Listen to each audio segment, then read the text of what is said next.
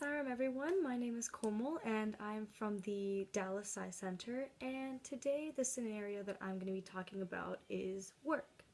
So a couple of years ago I was working on a project with a team of 4, including myself.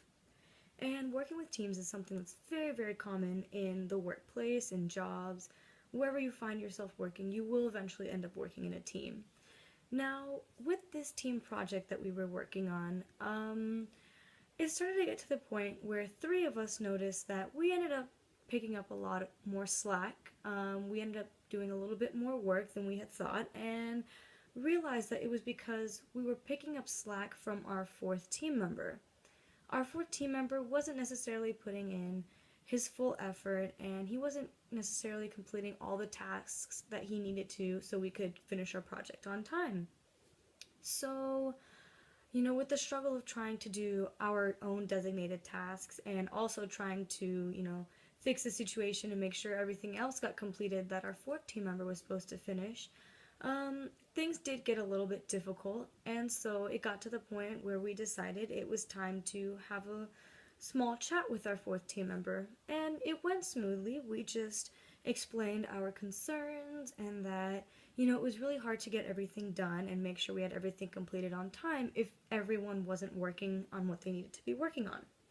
So for the next couple of weeks, we saw a lot of improvement. He was getting his work done, everything was running smoothly, until we started to notice that he was slacking off a little bit. We were doing more of his work again, and we decided, all right, it's time to have another chat.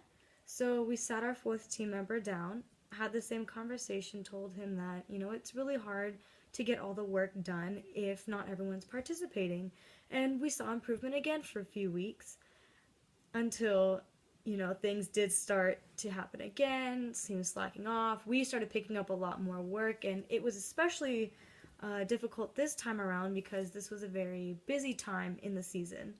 And so at this point, it was really hard for us to just sit down with our 4th team member and have this discussion with him. So we went straight to our supervisor. And the 3 of us kind of explained where we were coming from, where our concerns were, and asked the supervisor if he could, talk to our 4th team member, or if there's anything that he would recommend for us to do. And so, after we had had that chat, we saw a lot more improvement from our 4th team member. We saw that he was completing everything, he was doing everything on time, and he was doing a very good job with his tasks. And we ended up finishing the project on time. Things went very smoothly, and, God's grace, Swami's grace, we completed everything. Now, one of the most important lessons I actually learned from this was, first of all, when you're working in a team, there's always going to be the feeling that someone is doing less work than another person. Sometimes this is true, sometimes it isn't. It just depends on what the task itself is asking for. So one of the things that you really need to make sure you look at when, you're thinking about, okay, do we need to really talk to this person, or is it just the task that's been assigned, is to really look at, what kind of work am I doing versus what kind of work is are the other members doing.